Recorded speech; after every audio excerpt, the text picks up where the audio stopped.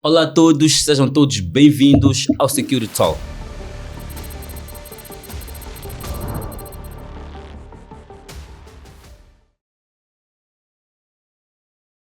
Este é um podcast onde discutimos tudo sobre segurança corporativa, física e digital. Para esta edição do Security Talk recebemos aqui um convidado super especial e hoje vamos falar sobre os maiores riscos de cybersecurity para as empresas em 2025 e vamos analisar as ameaças emergentes da cibersegurança. Portanto, hoje recebemos, conforme eu disse, um convidado super especial, chama-se Nayo Ventura Macamo. Ele é especialista em IT, tem vasta experiência com infraestruturas e cibersegurança. Atualmente, ele é consultor de IT no Banco Africano de Desenvolvimento, é fundador da Tecnmove, que é uma empresa de tecnologias de informação em Moçambique, e também foi consultor de tecnologias de informação nas Nações Unidas. Nayo, muito obrigado por ter aceito o nosso convite. É um prazer enorme receber-te aqui nesta segunda edição, neste segundo episódio do Security Talk. Eu é que agradeço o convite. Conforme partilhei com a equipa de produção, já estive em alguns ambientes de entrevista, digamos, num estúdio de televisão, né? Já estive de frente às câmaras, mas quando me falaram desta vossa iniciativa, que é de louvar, sempre dá aquele frio na barriga, de que, o que é que vamos encontrar lá? E a forma como participei, digamos assim, na mídia no passado não é como agora, com as novas tecnologias que são mais rápidas, que são de fácil partilha. Antigamente era através da televisão, em especial a televisão de Moçambique, que chega a mais cantos do país. E era comum aparecer e pronto, algumas pessoas, eu tenho familiares um pouco por todos os cantos, por todas as regiões deste vasto Moçambique, e o feedback era massivo. Então sempre havia aquela questão de como é que vai ser, mas acredito que será uma boa experiência e mais uma vez parabenizá-los por esta coragem, né, de trazer os entendidos na matéria de segurança eletrônica, cibersegurança e IT. Nós é que agradecemos e nos sentimos honrados por ter-te aqui. Nayo, eu vou começar por perguntar como é que foi o teu percurso, como é que o Nayo entrou neste mundo da tecnologia, como é que tudo começou? Bom, eu prefiro dizer que eu praticamente nasço na área de tecnologias de informação e comunicação. Por que eu digo isso? Para os padrões de Moçambique, eu diria que eu sou um indivíduo de uma família de classe média. Meu falecido pai era médico veterinário e funcionário público e era um indivíduo que viajava muito. E ele teve acesso à tecnologia muito cedo, no sentido de que, tendo feito a sua formação no exterior, no Reino Unido, na década de 80, na época da guerra até, ele sempre trazia para casa tecnologia. Então, com os meus 6 anos, idade do meu filho, mais novo, eu já brincava com Lotus 1, 2, 3, eu já jogava videogame com o meu irmão. Isso naquela altura? Naquela altura. Então, isso na Zambésia. E só para tu teres uma ideia de o que era ter acesso à tecnologia no meio pacato como a cidade de Climane na época da Guerra Civil, e já agora eu nem tinha noção de que estávamos em Guerra Civil, até que mais tarde comecei a perceber certos fenómenos. Eu tinha acesso a uma TV Sony que todos os miúdos do meu bairro vinham lá para assistir. Eu tinha acesso a uma videocassete que quem fazia a reparação do videocassete era eu. Então aprendi com um tio meu, né, que ainda vive lá na Zambésia, chamado Olímpio de Araújo, que chamamos carinhosamente Tio Pio. Ele me ensinava a dizer, abre-se assim, passa-se vamos lá, uma espécie de um gel pela cabeça, que é para não sair com aquelas linhas, né? Quando estás a assistir um filme, uma novela e tal. Então, a minha inserção no meio tecnológico começa assim. Quando, em 95, passo para Maputo, continuei a ter acesso à tecnologia, acho que muito graças ao trabalho do meu pai e à visão que ele tinha. Então, eu tive acesso a um IBM, um Windows 3.1, quando andava nos meus 10, 12 anos. E eu aprendo a trabalhar com um computador escondido do meu pai. É uma história que ele, se calhar, saiu deste mundo sem saber. É que quando ele saía para ir trabalhar, eu e meu irmão ligávamos o computador. E na altura o Windows, quando tu fazias mal o shutdown... Mas isso foi mais ou menos em que ano? Estamos a falar princípios, vamos lá, segunda metade dos anos 90. Ok. Depois das primeiras eleições multipartidárias. Porque foi aí que eu saio da província da Zambésia, mas concretamente cidade de Quilimane, e venho me enraizar em Maputo.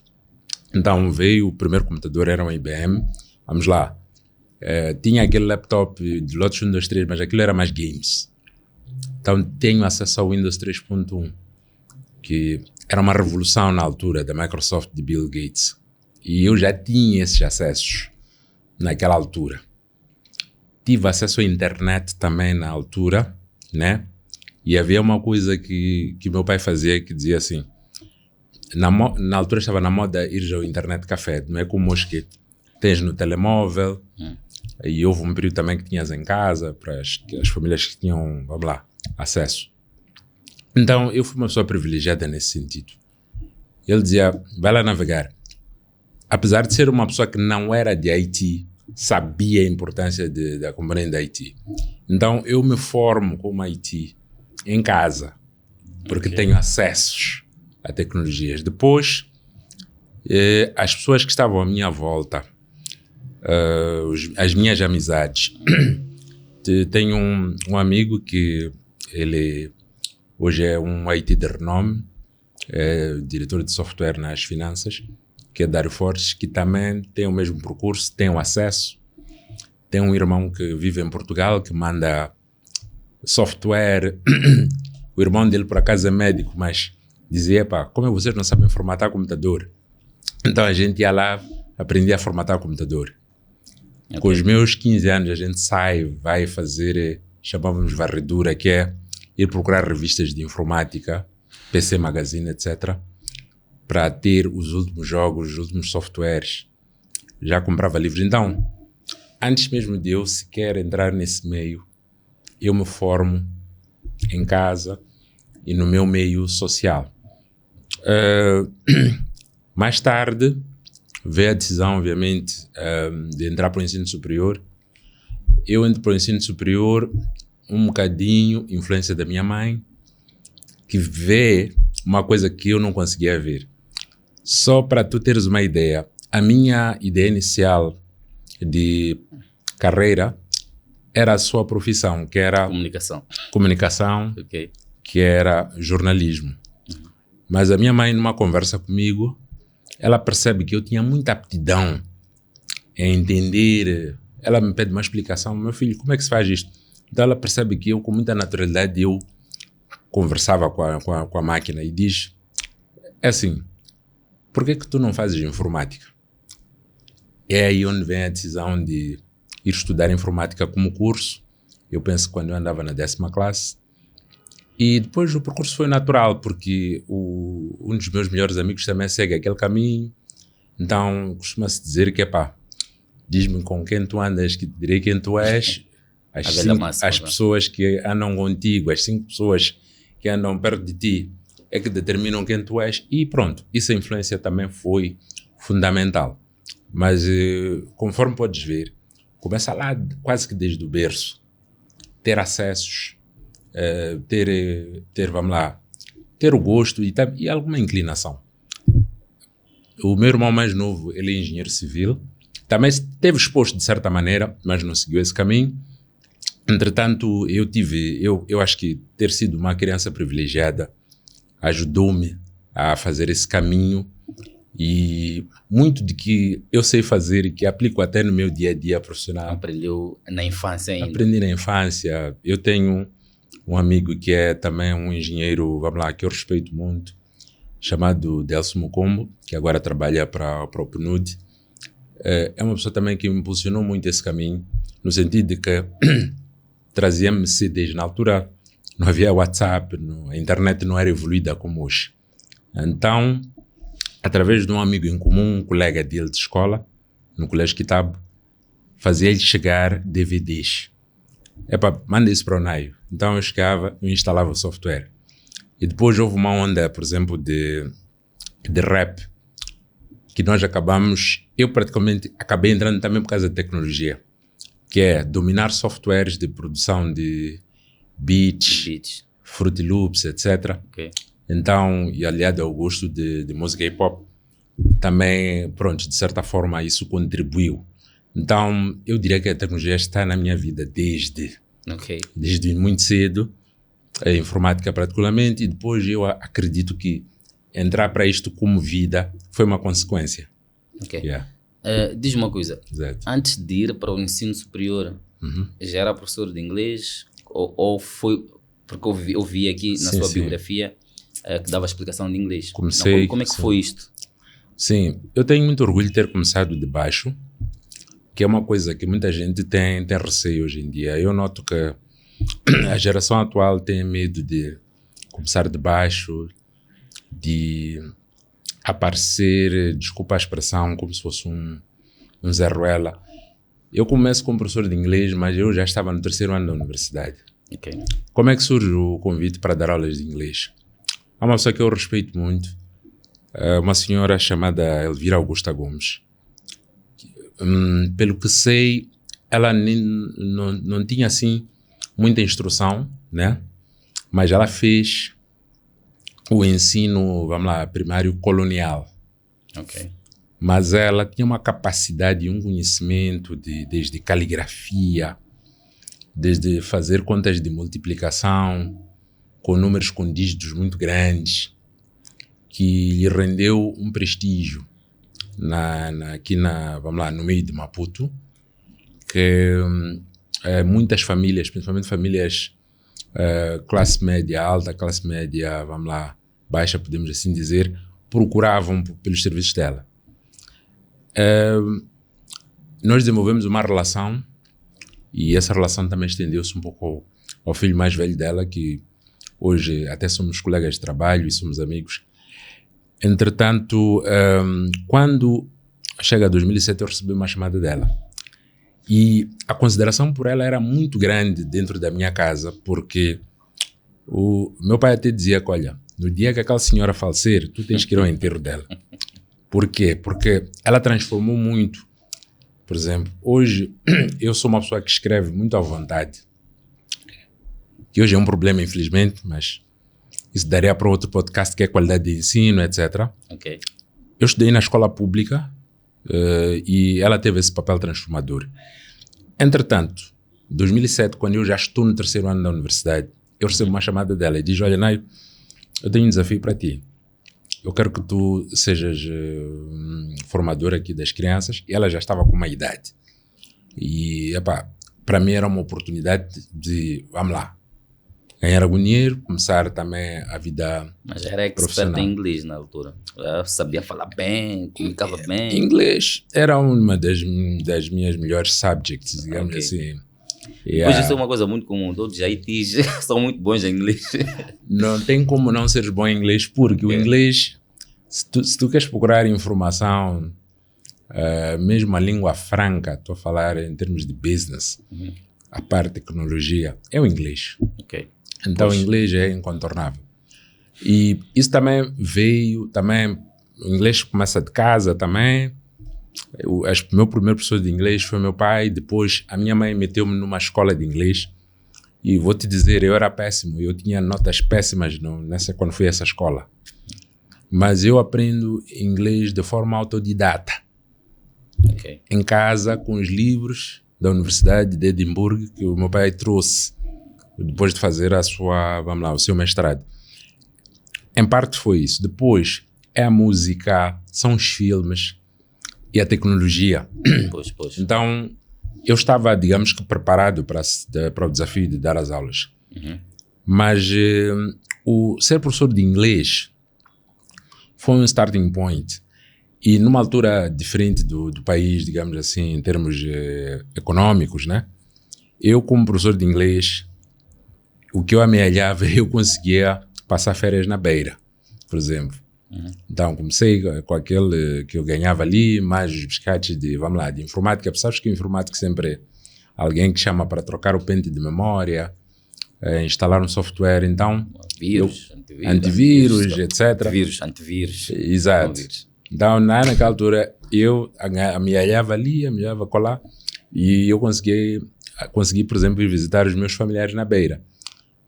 Então, aquilo, a minha casa foi um choque, mas como é que ele, é um simples professor de inglês, este miúdo mal trabalha, mal ganha, já consegue viajar de avião. Mas os tempos eram outros. Por exemplo, a passagem de avião para Beira, o return ticket era 3.500 meticais. Na altura, não? Na altura, e pronto, não é como mas hoje. Mas 3.000 meticais na altura era muito, não é? Era muito, com 1.000 meticais encher. Eram 3 milhões. Eram 3 milhões. Acho que já tínhamos tirado os 3 zeros. Ok. Então, com esse dinheiro, tu 1.000 meticais enchias o carro. A economia era diferente. Sim, claro. Mas isso para dizer que, pronto, começo daí. E depois eu vou para as tecnologias, estou a falar profissionalmente, e isso devo muito à minha irmã, que percebeu que eu tinha necessidade de entrar para a área das tecnologias e começar a mostrar o que é que eu valho.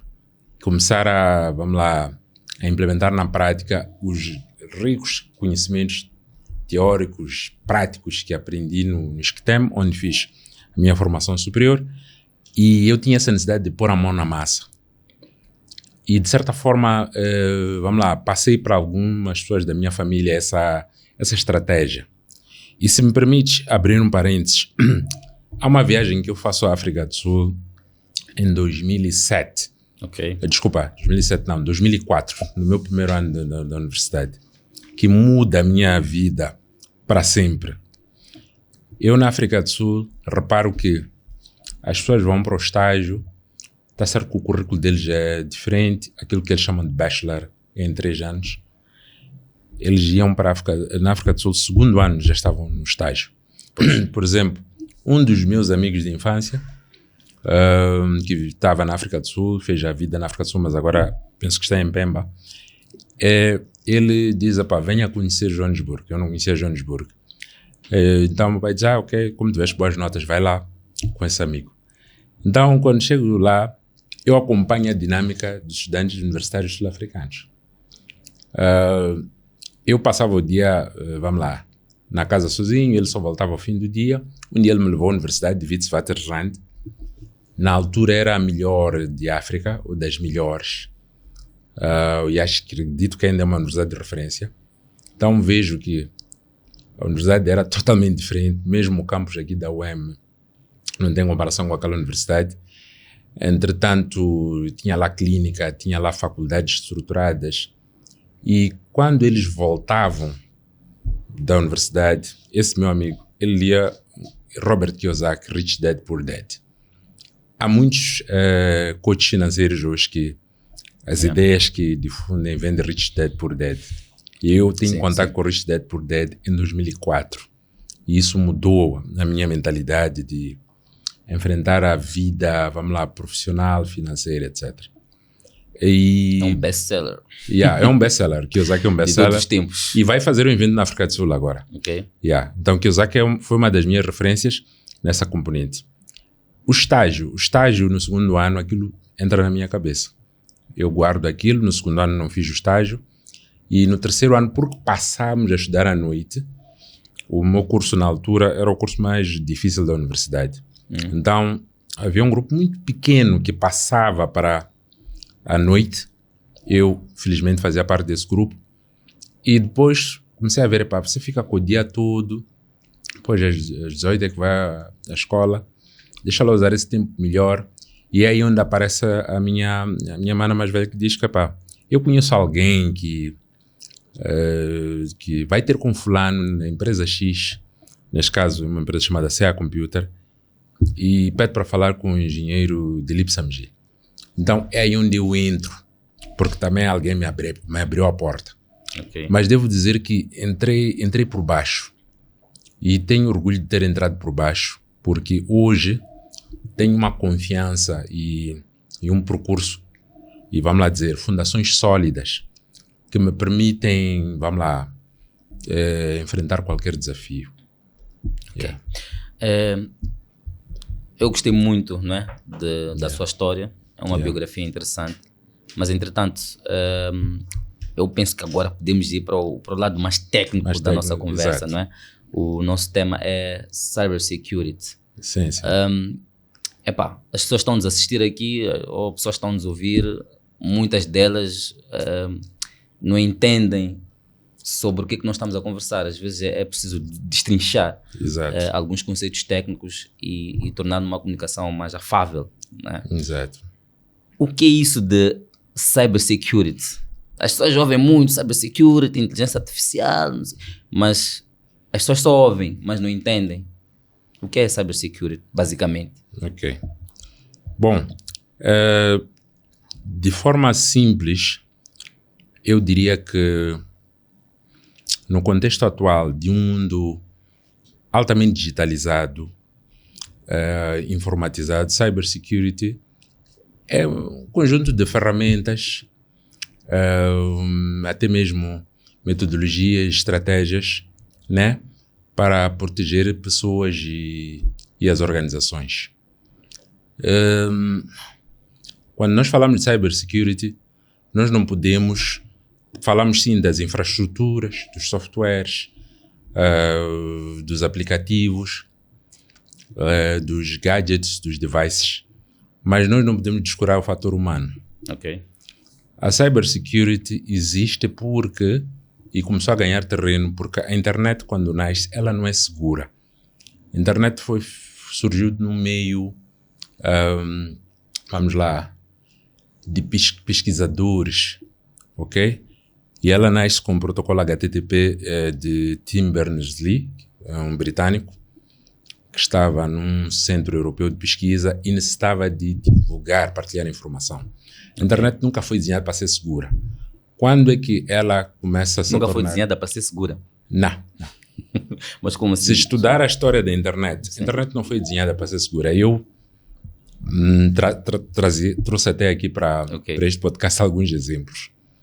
A internet nos seus primórdios, nos anos, vamos lá, a história da internet vai dos anos 60, mas há um marco que é o protocolo HTTP de Tim Berners-Lee. Então, Tim Berners-Lee é um pesquisador, acho que é no CERN, se não estou em erro, e ele diz que há uma necessidade de partilhar informação com os seus pares. Então, ele cria o protocolo HTTP. Então, a ideia da internet era divulgação e o meio era universitários, pesquisadores. A cybersecurity onde é que entra aqui? Entra porque o ser humano tem uma natureza também maliciosa. Quando a internet começa a ter o seu boom, né, os conhecedores da matéria começaram a explorar as suas vulnerabilidades. Okay. Então a necessidade de cybersecurity começa a crescer, necessidade de encriptação, necessidade de uso de passwords, e vamos evoluindo, e hoje, como bem disseste, já estamos na era da inteligência artificial, em que o cybersecurity ganha mais força, não só para as pessoas, assim como para as organizações. Nós estamos num meio extremamente digital, desde a forma como transacionamos dinheiro, desde a forma como nós nos comunicamos, desde a forma até como namoramos, né? É tudo no meio digital. Tudo. Então, o cybersecurity aparece, né, como algo que visa proteger indivíduos, visa proteger as empresas, né? E estamos num caminho sem volta, porque a digitalização ela vai crescer, ok? A penetração de telemóveis, surgimento de aplicativos, a inteligência artificial, os chatbots, tudo isso vai crescer. E, aliado a isso, temos a componente de segurança cibernética. Há que dirimir os riscos, ok? Porque os últimos eventos, e acredito que mais para adiante nesta conversa vamos falar nisso, mostram que inteligência artificial agora já veio para ficar também, e os riscos novas ameaças vão aparecer. Exato. Ok. E quais são os maiores desafios de cibersegurança para as empresas em Moçambique atualmente? Quais são os maiores desafios? Okay. Tendo em conta esta explicação toda que deu agora há pouco. O primeiro desafio, eu sempre centro toda a atividade no ser humano. O meu desafio é o problema de iliteracia digital. Iliteracia digital. Iliteracia, ok. Exato. Analfabeto hoje em dia já não é quem não sabe ler e escrever. Mas espero explicar o que é iliteracia digital. Ok, vamos pegar para a literacia naquele sentido mais comum. Sim. Literacia, o que é? Se encontro um indivíduo, vamos lá, com todo respeito, um camponês, sim, que ele não sabe ler, não sabe escrever, ele, né, um indivíduo não letrado. Sim. Né? Não saber ler, não saber escrever. Então são pessoas que não têm conhecimento deste mundo digital. Não. Eu estou a falar ainda de conhecimento formal. Okay. Né?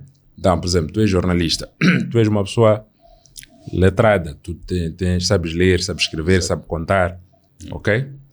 Então, aquilo, pronto, em inglês chamam de literacy, nessa estatística, tu pertences às pessoas que têm, literacia.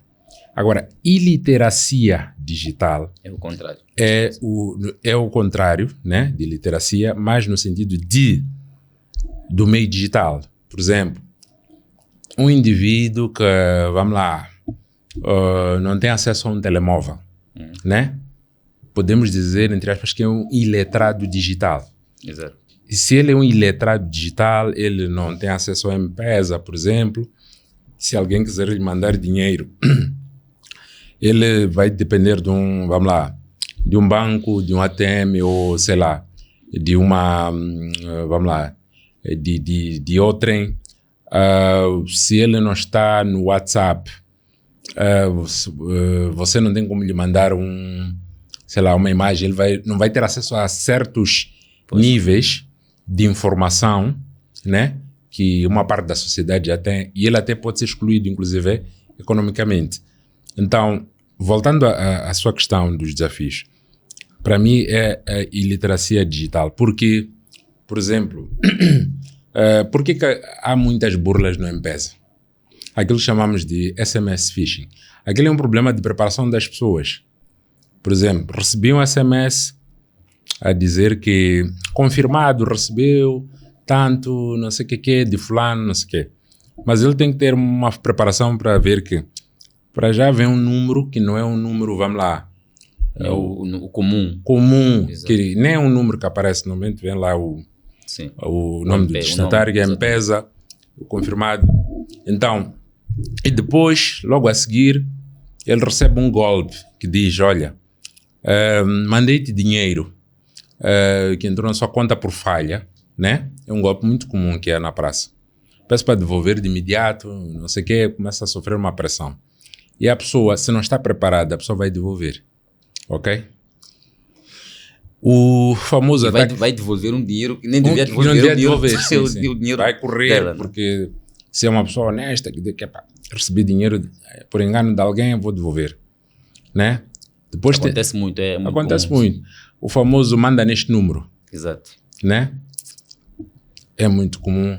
Há uma série de ataques, a engenharia social. Enfim, o centro é o ser humano e o que é chave é a preparação. No caso das empresas, os ataques de spam, phishing, são muito comuns. Indivíduos que querem se aproveitar, né? Dos outros, ou da ingenuidade, digital dos outros, se podemos chamar assim, fazem uso disso. Você recebe um e-mail que diz, venha alterar a sua conta, passa a publicidade, a sua password do BCI. A página é igual à do banco. Não prestes atenção e depois há sempre um call for action, quer dizer, é urgente. Exato. Se não fizeres isso até dia X, conta bloqueada. Você corre, A pessoa fica desesperada. a pessoa fica desesperada, epa, não posso ficar com a conta bloqueada. Mas aquele site é falso, está a recolher as tuas credenciais para mais tarde, né, terem acesso indivíduo à sua conta, ok? Um caso muito comum que, pronto, é um pouco triste até partilhar isto. Nas ATMs, há muitos problemas de iliteracia digital. Você vê uma senhora, né, com uma certa idade, não sabe como é que vou Vai introduzir o cartão. Então, vem falar com o Naio e diz, olha, como é que se faz isso, meu filho? Então, se eu for uma pessoa de má intenção, eu vou introduzir o cartão, vou colocar o PIN, né? E posso fazer uma transferência, por exemplo, para uma conta móvel ou para a minha conta pessoal, né? E ficar a entreter a senhora em como dizer que não, estou aqui a fazer uma configuração para depois teres acesso ao teu dinheiro. Estes problemas existem. Ou depois tirar uma foto, né, com aquela parte frontal e os últimos números lá.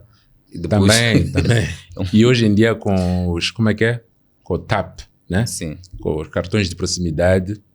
Exato. Esses riscos também existem, né? Então, eu acho que primeiro temos que focar no homem. Depois, temos a questão de investimento, infraestrutura. Os gestores de IT passam mal com os seus superiores, com os CEOs das empresas. É preciso gastar mais. Lá vem este indivíduo, está a inchar o orçamento. Para quê? E as empresas são reativas. Por que as empresas são reativas? Porque elas esperam o ataque acontecer. Pois quando há o ataque, há um ransomware, etc., aí as empresas correm para procurar a solução. Coloca a pressão no departamento da IT, temos que resolver, é urgente, não sei o quê, isto não é aceitável, mas você já tinha vindo com a proposta de, olha, é tanto, estão aqui os números. Mas depois tem a questão de reputação, aquilo que falávamos em off antes de entrarmos para o estúdio, né? Que fica em causa, né? Portanto, basicamente é isso, centrar no homem, né? Investimento em segurança, e não ser, a empresa não pode ser reativa, tem que ser proativa, tem que ter uma estratégia. No mundo de hoje, se a empresa não tem, dependendo da dimensão, do ramo em que atua, pode ser, vamos lá, facilmente uma presa para estes, para esses e quais são, por exemplo, os impactos mais graves, não é? De um ataque cibernético para uma empresa? Qual é o impacto que pode recair sobre essa empresa? Vamos lá. Eu sou um banco, sofri um ataque cibernético. O que é que isto representa a nível de confiança, a nível de reputação? Exato. E a nível de estabilidade financeira também, da minha empresa, neste caso. Há dias, com profissionais da praça, havia alguém que dizia que, olha, sabe, sofremos roubos todos os dias. Infelizmente não posso dizer de que instituições bancárias são essas pessoas, mas há muito ataque, há muita fraude. E os bancos, por razões de imagem, não podem revelar. Não podem revelar que houve uma fraude, houve um podem, ataque. sim, dizer que houve um porque isso é uma vulnerabilidade, não é? Sim. Porque, olha, dinheiro é confiança. Sim. Tu, quando estás a usar, vamos a pegar um serviço que tem as suas fragilidades, que é o M-Pesa, tu usas porque ele é fiável. Sim. Agora, se tu ficar a saber que é para o Banco X, entrou um hacker, tirou $2 milhões com facilidade, tu não vais deixar o teu dinheiro lá. Então, o primeiro impacto é reputacional, ok? Dinheiro é confiança. Mas há outras entidades, por exemplo, empresas de telefonia sofrem ataques, há roubo de dados, ok? Roubo de dados pessoais, essas empresas de telefonia, os grandes bancos, eles recolhem muita informação pessoal das pessoas, né? Depois, por exemplo, se eu consigo ter acesso a uma base de dados confidencial de informação, que eu tenho lá username, password, e tem lá teu nome, teu e-mail, é possuir a outras contas, vamos lá, outros serviços que você subscreve e aceder, porque nós temos um outro problema, é que muitas das vezes usamos as mesmas senhas, né? Então, os impactos podem ser, vamos lá, desde reputacional e até mesmo financeiro, ok? As empresas podem perder muito dinheiro. Assim, os clientes podem ser lesados, a própria instituição, vamos lá, dependendo da dimensão. Então, há muitos exemplos que poderíamos ilustrar aqui do impacto que um ataque pode trazer para uma organização. É óbvio que também quem é atacado não é um qualquer. Vou dar um exemplo. Nós tivemos um ataque, isso foi público, que é DDoS. Esse ataque foi feito aos sites do governo, ok? Não sei se recorda. Os sites do governo, quase todos ficaram em baixo. E lá tem serviços públicos que as pessoas usam. Na altura, acho que um deles, tu tratavas carta de condução. Já não me recordo agora os serviços públicos que, vamos lá, já estavam digitalizados. Mas também tem questões de informação, queres saber informação de uma certa instituição que era possível consultar online e ficou tudo em baixo. Então, foi um ataque de DDoS. Na altura, o governo diz que não houve fuga de dados pessoais, né? Simplesmente os servidores ficaram indisponíveis. Entretanto, aquilo foi feriu um pouco a imagem, né? Da instituição, sim. Feriu um pouco a imagem, tentou-se fazer uma reputação e acredito que eles depois trabalharam no sentido de melhorar as componentes de segurança. Yeah. E como é que vê a evolução dos ataques cibernéticos, não é? Nos últimos anos? Acredita que as empresas estão mais preparadas hoje em dia para lidar com esses riscos ou ainda existem muitas e graves lacunas? Bom, eu diria que temos que tratar isto um pouco por níveis. Há entidades, por exemplo, eu sou cliente de alguns bancos da praça. A forma como tu transacionavas por meio de plataformas eletrónicas de internet banking tem-se feito um reforço cada vez maior da segurança. Por exemplo, aqui chamamos de Two-Factor Authentication, autenticação em 2 passos. Hoje em dia tu não entras só com tua senha, mas depois tens uma segunda chave, né, para fazer uma transação. Então, e depois o uso de tokens que são variáveis, o uso do código GRCI, que são, vamos lá, não vou dizer impossíveis, mas muito difíceis de decifrar porque usam números primos, é muito, tá em voga. Sim. Entretanto, nem todas as instituições acompanham este passo. Eu vou falar da banca que, vamos lá, tem recursos, tem lucros fabulosos, então investe, né? Investe na segurança. Mas há entidades, por exemplo, algumas instituições do Estado não têm esse cuidado ou não têm arcabouço financeiro para investir. Então, e depois aliado a isso, tu tens o advento das novas tecnologias. Tu tens a inteligência artificial que está a entrar com muita força. Então, nem todos vão conseguir, né? Porque cibersegurança exige investimento e nem todos têm essa capacidade. A consciencialização também tende a crescer. Eu recebo, por exemplo, SMS, desculpa mais uma vez a publicidade, o Millennium BIM manda mensagem todos os dias. O BIM nunca vai te exigir um PIN, não sei o que nunca vai te mandar SMS. Enfim, eles estão sempre a alertar aos seus clientes. Há algumas entidades, né, como tivemos a oportunidade de falar em off, na banca comercial, tendem a consciencializar até os seus próprios trabalhadores. Mas não podemos dizer que há aqui um one size fits all, que é estamos todos nesse barco e todos estão a seguir esta onda. Acho que ainda há muitos desafios, principalmente para um país como Moçambique, no contexto em que a gente está, que é, vamos lá, de carência de recursos, mas acredito que o caminho será de maior, vamos lá, consciencialização, e quem sabe até de investimento nessa área. Bom, falamos dessas tecnologias emergentes como inteligência artificial, cybersecurity. Acha que essas tecnologias podem contribuir para o crescimento econômico, não só de Moçambique, mas também de África? Investimento sério nessas tecnologias podem, de fato, de alguma forma, contribuir para o desenvolvimento econômico? Sem dúvida. Eu vou começar pelo aquilo que eu considero se calhar a minha maior paixão, que é o desenvolvimento humano. Eu fiquei surpreendido há dias, no final de, uma jornada de trabalho, eu encontro a minha filha, está a fazer um trabalho da escola. E, por acaso, uns dias antes, a minha mulher chegou muito satisfeita e disse, olha, veja as notas da tua filha. Então, eu vi, as notas eram muito boas, era 20, não sei o quê, 18. Então, pronto, como pai, fiquei orgulhoso. Mas depois percebi que os meus filhos, apesar da idade que têm, eles já estão a usar ChatGPT. Ok? Não sei se é para entregar trabalhos bonitos, né? E eles aparecerem como autores, mas tenho quase certeza que as notas que eles estão a trazer...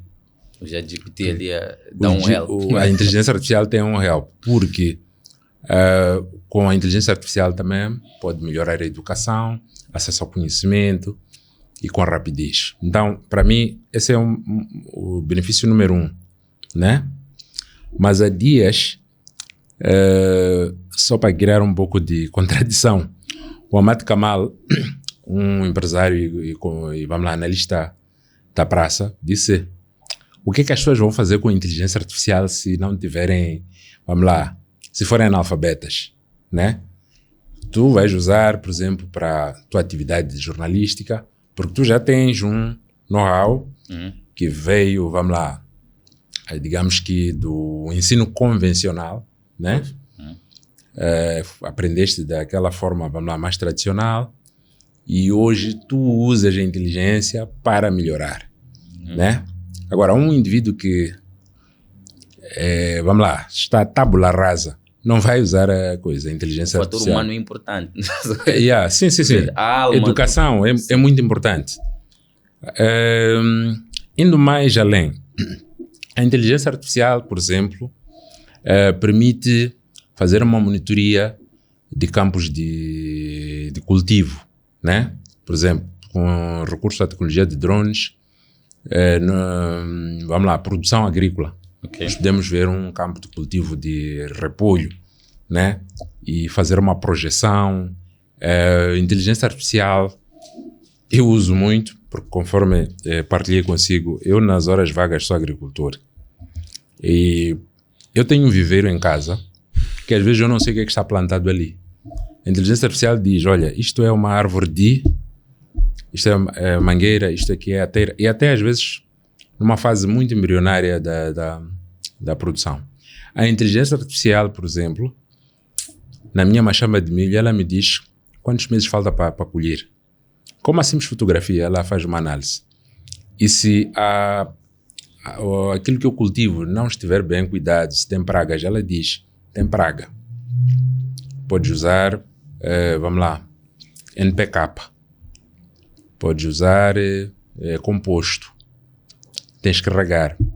Então, eu vejo a inteligência artificial, sob o ponto de vista positivo, como algo que pode contribuir para o desenvolvimento em diversas áreas, ok?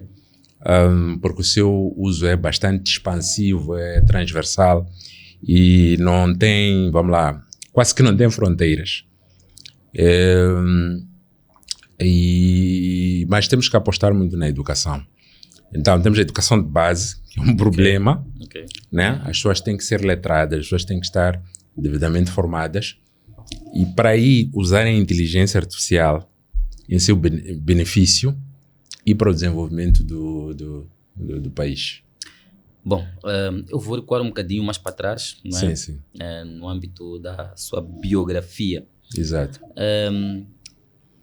O Nayo fundou uma empresa, não é, chamada Tecnmove. Sim. Como é que foi este processo? O que é que a Tecnmove faz em termos de impulsionar, não é, aquilo que é o seu trabalho? É uma excelente pergunta. Tecnmove é um projeto que, mais uma vez, nasce daquela viagem que eu fiz à África do Sul em 2004. Nasce do fato de eu ter conhecido este, guru de, como é que se diz, professor de finanças pessoais, né? Ok. Que é o Robert Kiyosaki, e ter coragem de ter fundado e até de ter mantido a Tecnmove num país como Moçambique, acho que não é para poucos. Deixa-me abrir um parênteses. Eu conheci Kim Kardec, acho que há mais de 10 anos atrás, né? Ok. Na altura, por causa da área de segurança. Então, conhecemos na altura, tivemos uma pequena parceria juntos, e hoje vocês já estão a fazer podcasts. Podcast. Yeah. Não é? E o escritório não era como este. Não era aqui, não é? Estava ali perto da zona da 3S, não estou em erro. E era um escritório muito modesto, mas ele era uma pessoa muito proativa. Então, se você recuar 10, 15 anos atrás, eu ver uma pessoa como o Kim Kardec hoje, né, com o crescimento que a empresa teve e os desafios que o país tem, é de louvar. Pois. Ok? É um grande líder. É um grande Diga-se líder. de passagem. Sim. Tecnmove nasce dessa ilusão. Eu fiz parte de uma geração que idolatrou Bill Gates. Ok. Idolatrou mais tarde Steve Jobs. também. sim, muito bem dito. Mais tarde Mark Zuckerberg. E muitos dos que fizeram o curso comigo ou demoraram a concluir ou nunca concluíram o curso, porque estavam um pouco inspirados naquela geração dos que começaram empresas de garagem e etc. E quando fundaram essas empresas, eram chamados de Harvard Most Successful Dropout. Não sei como traduzir assim, vamos lá, para português, mas seria que os melhores, vamos lá, fracassados de Harvard são pessoas que largaram a faculdade e foram para os negócios, ficaram bilionários. Então eu cresci com essa visão, essa mentalidade. Depois aparece-me Kiyosaki, foi muito importante na minha maneira de olhar para a vida, na minha maneira de olhar para o dinheiro. Então Kiyosaki aparece meio que a desconstruir um modelo de que nós, para podermos ganhar na vida, temos que ter um emprego, etc. Sim. Não estou a dizer, atenção, não estou a querer incentivar as pessoas, as pessoas que é para largar os vossos trabalhos, mas o Kiyosaki, ele é muito revolucionário, ok? Ele é um groundbreaker no sentido de que incentiva as pessoas a não dependerem de um trabalho, etc. Então, foi aí que apareceu essa ideia de criar a Tecnmove. É aí que, já lá atrás, quando eu estou ainda a formar-me no ensino superior, e eu começo a desenvolver essas ideias, isso chocou numa família de pais que praticamente eram funcionários públicos, ok? Minha mãe nem tanto funcionária pública, mas a história da instituição onde ela trabalha, praticamente aquilo era Estado, né? BPD, que já está extinto, depois foi privatizado e hoje em dia chama-se Absa Bank. Mas a mentalidade era de, a segurança, etc. E eu tinha essa visão e aquilo chocava, aquilo não foi muito bem acolhido, esta coisa de negócio não era muito bem visto.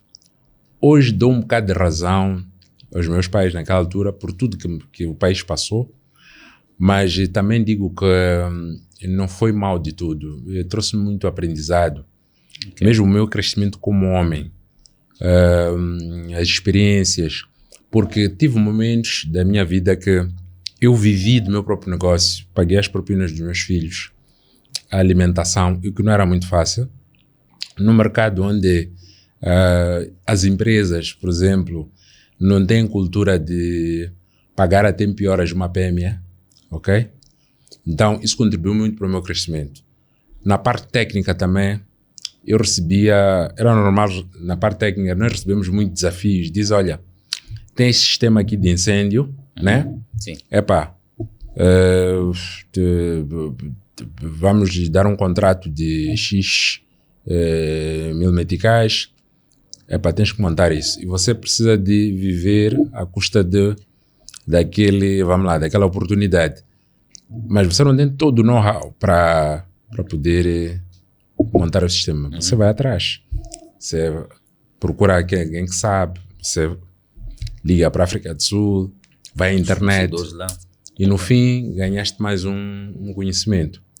E conforme eu disse, de onde eu comecei com um grande empreendedor, que agora é um moçambicano que agora já não vive cá. Ele está radicado na Austrália. Um senhor, de origem indiana chamado Dilip Samji. E onde eu comecei, havia muito esse desafio de... Nem tudo nós sabíamos. Eu estou a ver aqui a Axis, por exemplo, tenho muito carinho pela Axis. Mas nós começávamos na altura, nem posso mencionar alguns clientes, na altura, eu não tinha know-how. Mas nós tínhamos aquela vontade de aprender, fazer as coisas. Então isso também dava autoconfiança. Quando nós aprendíamos um novo sistema, seja Axis, seja, sei lá, Igvision, a Vigilon, passado aquele desafio já não era um problema, aquilo já era algo como, dávamos como garantido. Já até pousávamos como especialistas. Então, a Tecnomove teve esse papel, porque o empreendedorismo não é fácil. E vocês estão de parabéns, porque a história, ele, o dono, né? O senhor Kim Kardec, ele pode contar melhor que ninguém a história dele. Como é que foi na Covid?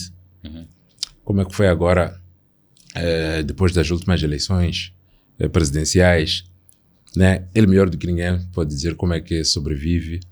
E até evoluiu, porque eu assisti a FPB ainda lá atrás, ainda como um embrião, um embrião. E devo-te dizer que pronto, no escritório não era como é agora, e cresceu. Hoje em dia estão a trabalhar com petrolíferas, é de louvar, e é um sinal de resiliência. Então, no meu caso também, não na dimensão que vocês, mas contribuiu muito mesmo para o meu desenvolvimento pessoal. Atualmente não estou, com funções muito executivas na Tecnomove, porque estou ligado a outros desafios. Entretanto, ela teve, acredito que continuar a ter um papel muito importante no meu desenvolvimento pessoal. Ok. Vamos agora voltar para o contexto da nossa conversa anterior. Sim.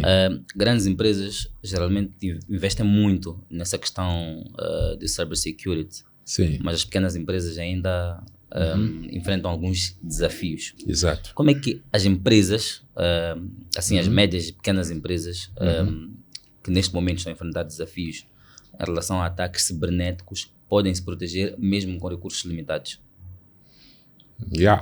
Uma pergunta de $1 milhão. É assim, todo investimento requer, requer cash flow, né? Principalmente nessa área tecnológica. Mas eu diria que o mercado hoje, e pegarmos o exemplo da China, né? Ainda na nossa conversa lá fora, eu estava a comentar com o engenheiro Kim Kardec que os chineses têm uma capacidade, né, de copiar, né? Eles copiam muito bem. Eles copiam muito bem. E eu diria que é build better and cheaper. Yeah. Então, quando eu entrei nesta área, por exemplo, das câmaras, era extremamente caro. Uma câmera chegava a custar $1.000. Uma câmera. $1.000. Eu agora não ando muito atualizado, mas nós vendíamos, mas era para as grandes empresas. Alguns projetos com financiamento exterior, etc., é que tinham capacidade. Mas depois da Axis veio os Dawas e veio o Igvision. Ok?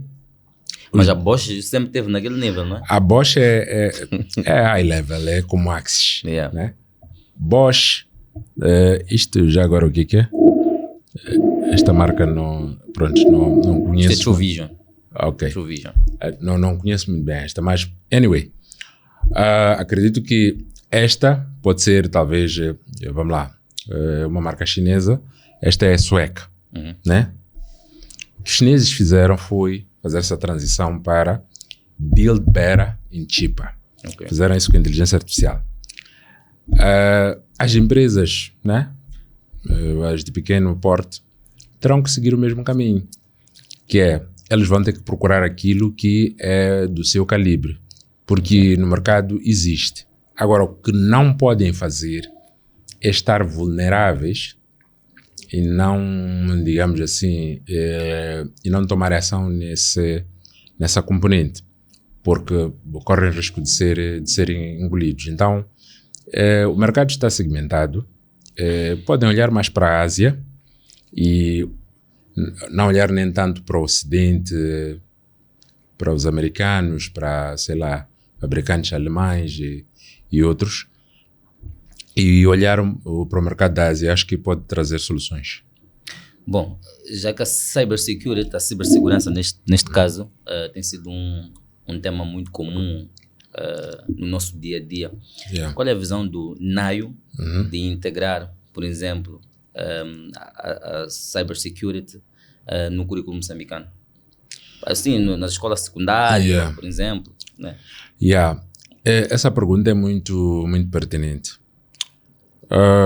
É assim, quando eu entrei para a engenharia informática no SCTEM em 2004, nós estávamos a programar em Java, mas a Universidade Eduardo Mondlane estava a programar em Pascal, ok? A UEM ainda é uma referência na produção de quadros, e este catch-up nos currícula ainda é um problema até hoje. Eu não ando muito atualizado. Eu tive uma passagem muito breve pelo ensino de nível superior. Okay. Tenho uma visão muito, muito pessoal sobre esta questão do ensino superior em Moçambique e o que é ensino, né? No que concerne aos currículos, há universidades que na altura, por exemplo, que ter certificação Cisco era fundamental para qualquer profissional, principalmente que vai para a área de redes, qualquer pessoa que vai trabalhar para a banca, né? Okay. E pronto, eu na altura, eu não cheguei a certificar, mas investi muito no conhecimento e hoje em dia, de certa forma, trabalho com isso. Havia universidades, vamos lá, de outros quadrantes que já estavam a apostar nisso. Okay. Aqui em Moçambique, as pessoas faziam universidade, depois saía, tinha que se formar, vamos lá, fazer cursos à parte. Sei lá, conhecimento de SAP, que é um dos sistemas de coisa, um dos ERPs das grandes empresas, né? Na universidade, se calhar, devia-se ter, mas não ensinam isso. E passa a publicidade, dominar, por exemplo, PHC é um software muito usado por algumas empresas. Isto na universidade não ensinam.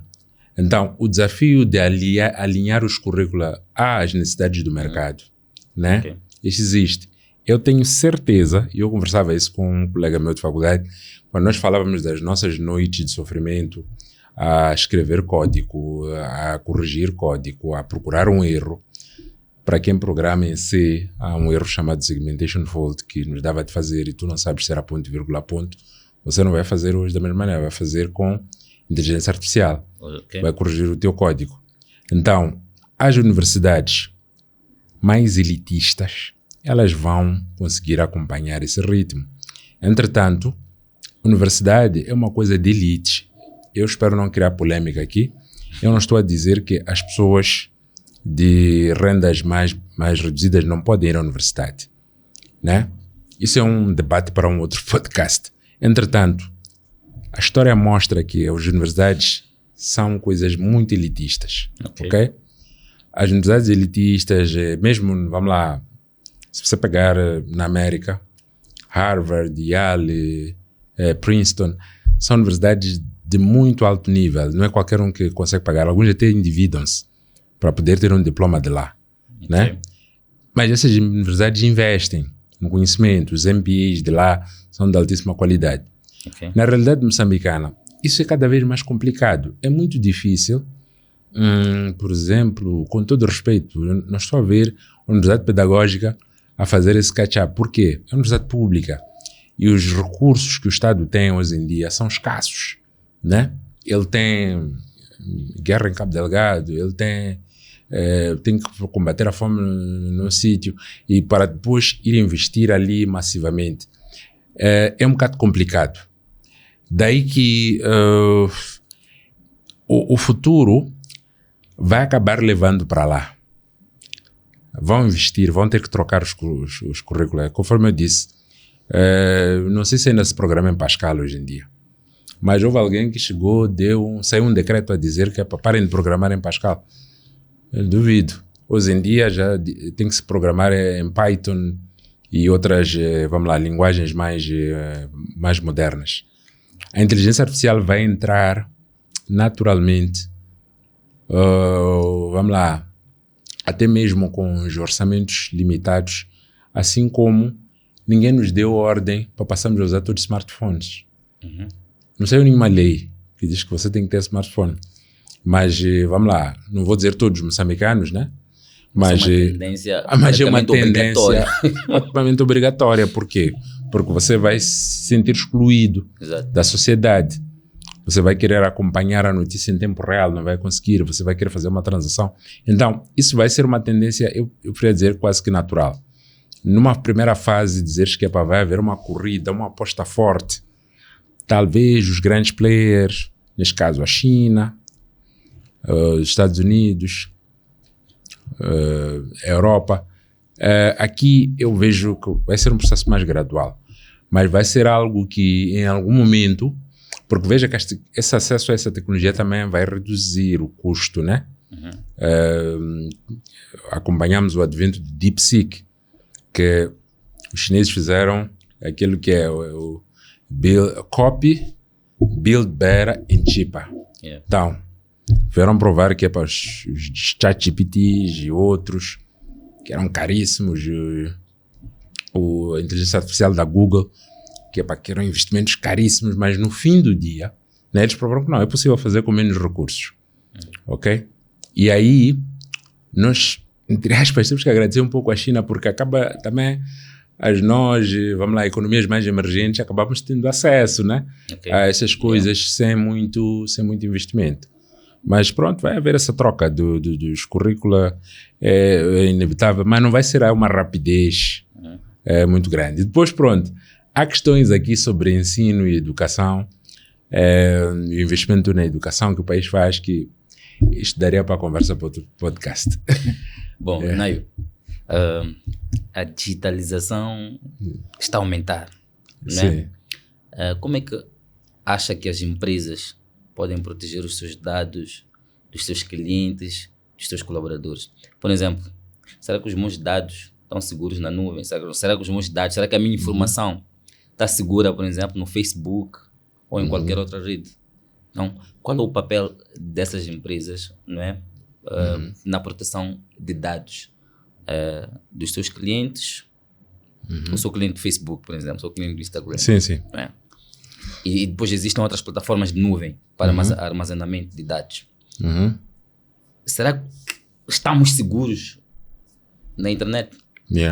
Aliás, até porque disse que a internet não foi feita para ser segura. Sim, nos primórdios. mas estamos mas em agora com essas tecnologias, com alguns protocolos de segurança, acha que há alguma proteção? Essa pergunta é muito, muito interessante. Eu me considero um indivíduo progressista. E eu diria que o uso de serviços na nuvem é algo irreversível. Não podemos travar o vento com as mãos. Vai haver muita resistência, a mudança existe. Eu já trabalhei com algumas instituições públicas que rejeitaram milimetricamente opções de Colocar serviços dados. na nuvem. Então, por Preferiam exemplo, ainda hoje em colocar dia nos estamos discos. na moda uma coisa chamada Software as a Service. Ok. Software as a Service é algo como, por exemplo, tu tens um quiosque, Ok. mas precisas de um software de faturação. Uhum. O que tu vais ter no teu quiosque é um terminal, mas tudo está na nuvem, ok? As tuas cotações, as tuas faturas, tudo que tu fazes está na nuvem. O teu terminal tem acesso à internet e é um ponto de acesso. E isso vai te sair mais barato. Por quê? Porque tu não vais comprar servidores, etc. Então, acesso à nuvem é boa coisa e é inevitável. Entretanto, a questão da cibersegurança, né, tem que ser posta em prática lá, no sentido de que os teus dados têm que estar protegidos, têm que estar encriptados, e tem também a questão de, vamos lá, de redundância. Com os serviços na nuvem, os serviços cloud, permitem ter essa, vamos lá, melhor redundância, evitar desastres, como eu tinha o meu servidor aqui, entrou um ciclone e pronto, perdi meus dados. Agora, se você me perguntar se estamos 100% seguros, eu vou dizer que não estamos 100% seguros. Vulnerabilidades, há sempre um risco das vulnerabilidades, nós assistimos todos os dias, principalmente em outras sociedades que as coisas são mais divulgadas, que é a fuga de informação, né? Eu não queria entrar aqui em polêmica, mas vou dar um exemplo. Eu acompanho muito a realidade brasileira. Todos nós nos sentimos seguros no WhatsApp. Se eu trocar informação contigo, né, tu vais dizer que estou seguro de que a conversa com o Nayo, ela está encriptada, como diz ali o WhatsApp, e que ninguém mais está a ler aquela conversa. Entretanto, eu acompanho muito noticiário criminal em que o WhatsApp recebe uma ordem do juiz, né, que diz que, olha, meus caros, você tem que divulgar a conversa entre este criminoso e fulano, né, para que nós possamos provar que é isto aqui, é crime. E as empresas de tecnologia resistem muito, porque se isso é divulgado, vai pôr em causa os seus usuários, os seus clientes. Mas vejo que em alguns casos eles acabam tendo de proceder, porque não sei como é que é o ordenamento jurídico lá, mas eles dizem que, olha... Pela pressão. Sim. Também é de lei. E há países que a lei cumpre-se mesmo. Então, eles dizem que, olha, fica interdito o WhatsApp neste estado. E são milhões que eles vão perder por causa disso. Eles acabam cedendo. Nós tivemos a situação da Rapt em Moçambique. Há uma empresa que se propôs a vir aqui e ajudar a esclarecer. Então, no caso de SMS não tem quase que nenhuma encriptação, mas no caso do WhatsApp, os israelitas são bons nisso. Eles têm como, vamos lá, ter acesso a essa informação. Então, mas isso, como é que eu vou dizer? Sem querer entrar também em teorias de conspiração, etc., eu não acho que isso vai impedir com que possa-se avançar para os serviços na nuvem. Voltando para outras questões do Big Data, o Big Data ajuda, por exemplo, vamos lá, quantas vezes, por exemplo, tu não deste um Google de algo, de sapatilhas, de repente foste ao teu Gmail e recebeste um e-mail de coisa, de sapatilha. Para sempre. Então, há ali softwares que estão, pode não ser necessariamente um ser humano, mas as máquinas estão a monitorar o que você faz online, a tua atividade. Isso é mais do que óbvio. E há muito debate à volta disso. Eu já vi documentários que dizem para encerrar a sua conta, porque estão a te espiar, estão a recolher informação.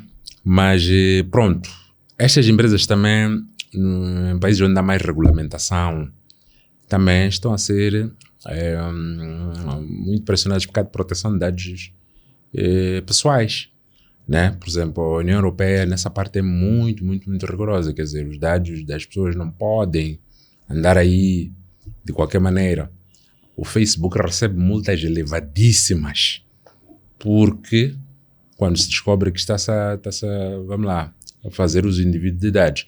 Mas aí, vamos lá, a força da justiça de um país também conta, porque no caso de Moçambique, nós sabemos qual é a nossa realidade. Não sei se, por exemplo, Moçambique teria a força de punir o Facebook, o Estado moçambicano. Duvido, né? Ok. Yeah. Então, temos essa componente vamos lá, da parte, vamos lá, da parte jurídica, aquilo que em inglês diz law enforcement, que há países que têm mais, ou regiões que têm mais força. Há eleições que estão a ser adulteradas, né? Em alguns países, com recursos a mecanismos de manipulação, com recursos a dados, né? Divulgação de fake news, etc. Há muitos desafios, mas eu prefiro dizer que o caminho será sempre de melhorar, né, a proteção de dados das pessoas, os mecanismos de, vamos lá, de impor a força da lei quando se os teus dados são vazados, por exemplo, se o teu saldo bancário aparecer aí nas redes sociais, né? É um exemplo, que é uma coisa que é suposto ser privado, né? Aquela instituição tem que ser punida. Então, quer dizer, esse balanço entre, vamos lá, regulação, né? E uso de, vamos lá, de tecnologia para a proteção dos dados, eu acho que esse será o futuro. Agora, o futuro não será de dizer que não vamos para a nuvem e que o Big Data vai morrer. Eu acho que até vai continuar a crescer. Okay.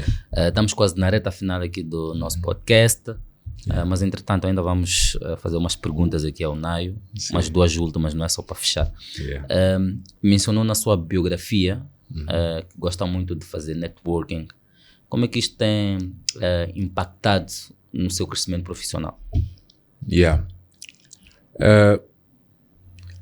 O networking é muito importante na minha vida e vai continuar a ser. Tive nos meios profissionais e sociais, tive acesso a muitos contactos que me são úteis para diversos fins, né? Quer para fins profissionais e até pessoais e de negócio. É importante. Devo dizer que hoje eu estou aqui num podcast que se calhar sou uma pessoa que aprendeu a vencer a barreira da timidez, e na altura, quando eu era muito mais novo, meu pai dizia assim: mais vale ser feio, né, e não ser conhecido, do que ser bonito e ninguém te conhecer. Então, basicamente, o networking é isso. Se ninguém te conhece e que sabe que tu és um bom jornalista, né? Então, tu também não irás muito longe. Pode até ser muito bonito, okay, mas se não te conhecem, se não sabem quem és tu, não vais longe. Então, eu fiz o meu percurso, construí as minhas amizades, e é uma frase de Salim Abdullah que eu gosto muito. Eu vi no livro dele, é um dos empreendedores moçambicanos que eu mais admiro. Ele dizia assim: okay, o valor de um cartão de visita é incalculável, ok? Então, eu posso encontrar-me com, sei lá, um João que hoje é um técnico, né? Esse João, se eu guardei aquele cartão de visita, amanhã ele é um diretor-geral, amanhã é um PCA, ok? E eu assisti muito isso, de alguns cartões de visita que eu recolhi na praça. Alguns contactos estão no telemóvel há décadas. Foram graças a esses cartões de visita. Essas pessoas foram crescendo. E no livro Salim Abdullah dizia: nunca despreze um cartão de visita. Eu posso estar com o teu cartão de visita hoje, né? convidaste-me para o Por acaso até podcast. vou dar o meu cartão de visita já Exatamente. agora. Não, eu vou guardar o teu cartão de visita. E amanhã, o networking que estamos a estabelecer aqui, Ok. nesta conversa, amanhã tu podes ser uma pessoa, vamos lá, um dos grandes pivôs de televisão. Nunca sabemos o dia da manhã. Pois. Exato. Então hoje estou-te a conhecer, vamos lá, como um indivíduo responsável pelo marketing aqui na FPB. Amanhã pode ser uma pessoa que está num outro patamar. Pois. Assim, vale para mim também. Então o networking foi e é fundamental. E eu incentivo as pessoas a não se fecharem em copas. Ninguém faz tudo sozinho.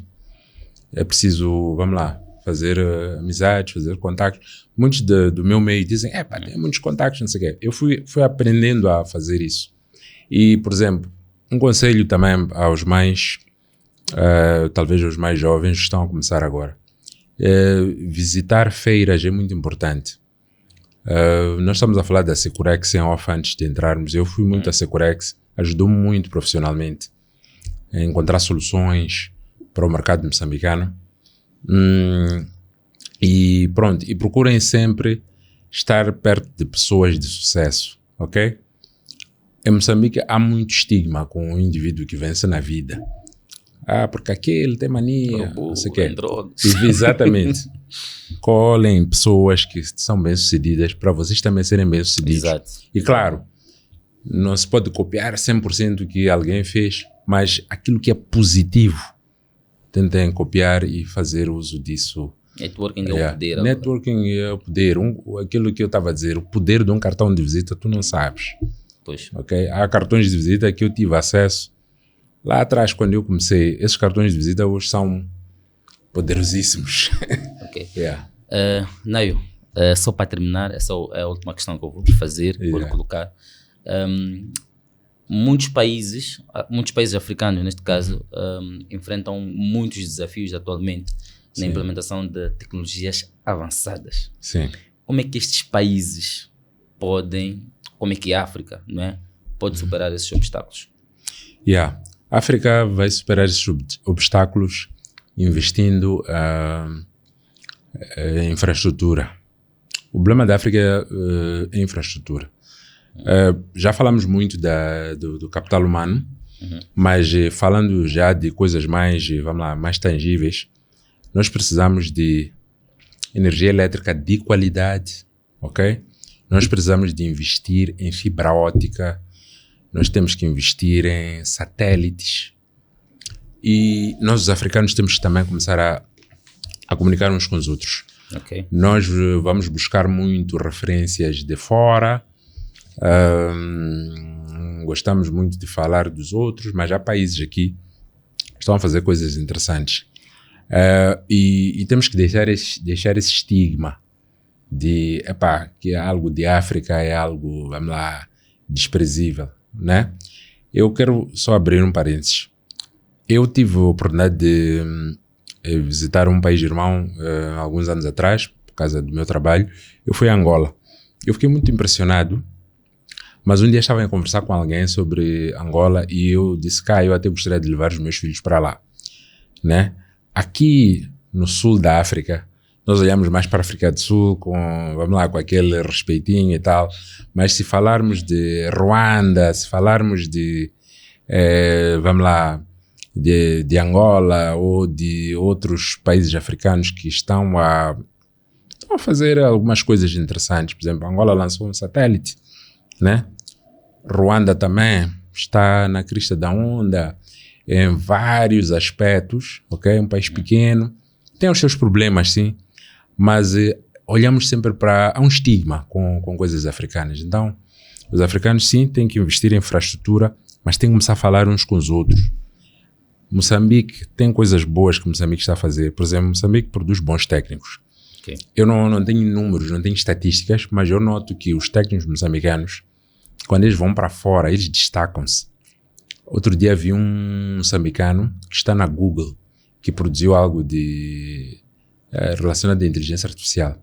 Mas um moçambicano como eu e tu, que cresceu aqui em Maputo, que teve se calhar as mesmas brincadeiras, os mesmos acessos, mas teve, oportunidade, ou procurou essa oportunidade, okay, e ascendeu, a uma empresa como a Google. E não é o primeiro.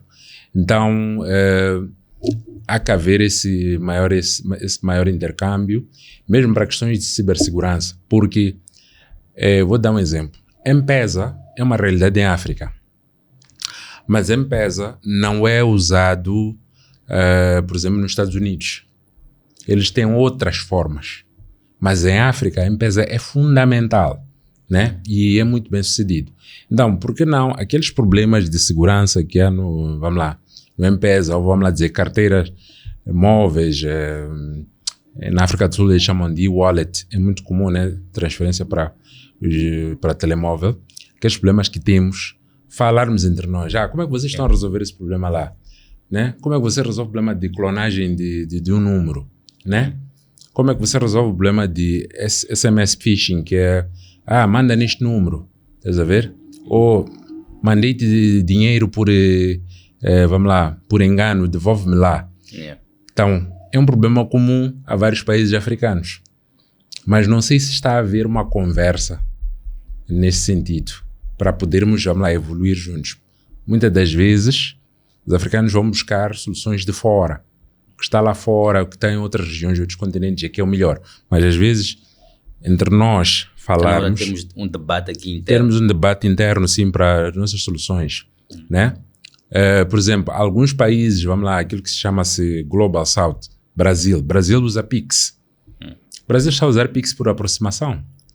Eu pego o meu telemóvel, né? Pago numa maquininha, tem um limite, né? Por que não falarmos com o Brasil? Fala a mesma língua, tem mesmos problemas de desenvolvimento que nós. Mas como é que é essa tecnologia de aproximação? Vou lá, tenho dinheiro no meu M-Pesa, mas usa aquela tecnologia NFC, né? E a aproximação, e facilita pagamentos. Os chineses já estão a eliminar como é que é? O cartão físico. Dinheiro físico. Já não se usa. É tudo com QR Code. Agora é telefone até. Telefone. Funciona muito. QR Code. Pois. E estás a fazer o teu pagamento. E tanto mais que há pontos de carregamento de celulares em todo lado, etc. Então, eu penso que temos um longo caminho, temos que ter... ainda temos problema de load shedding, há corte de energia, se cortou energia, o servidor não arrancou, etc. Né? Internet, às vezes a internet não é aquela que é rápida, fibra ótica, e depois o custo da internet é muito elevado em Moçambique e em muitos países africanos que o custo é, inaceitável. Entretanto, temos que investir nisso sim, e temos que falar uns com os outros. Ok. Pois, está na hora de promovermos debates sobre tecnologia e segurança.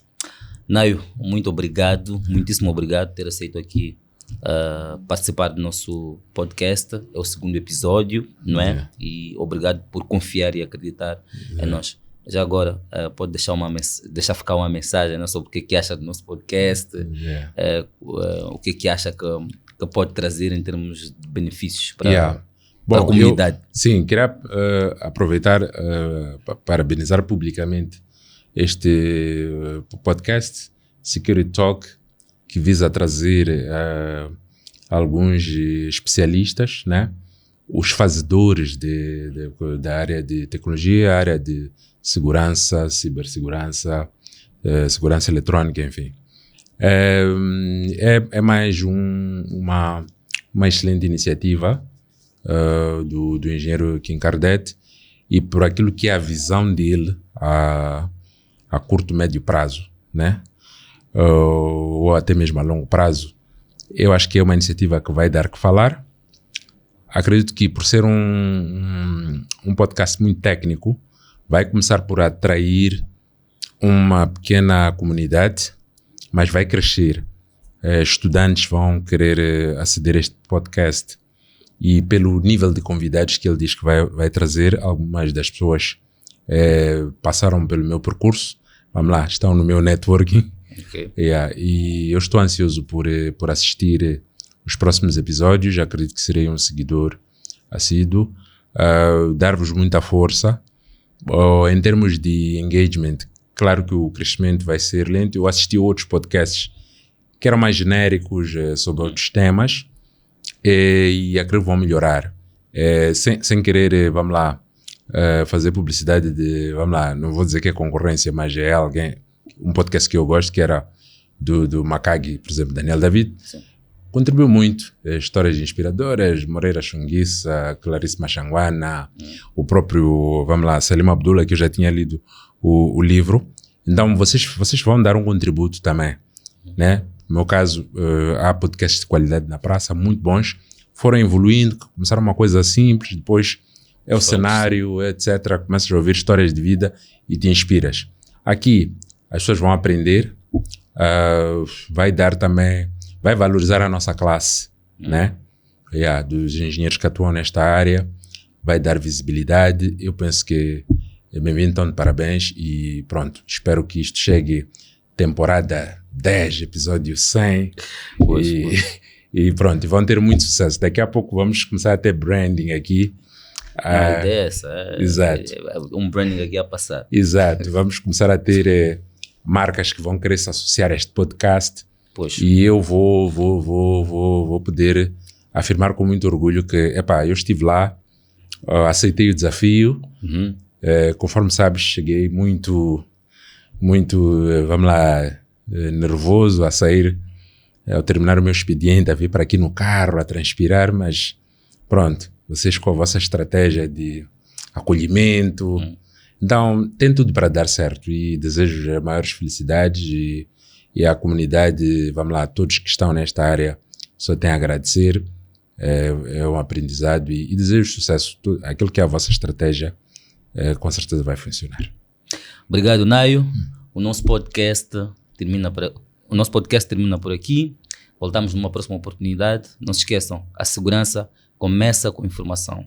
Fiquem seguros e não se esqueçam de subscrever. Até lá.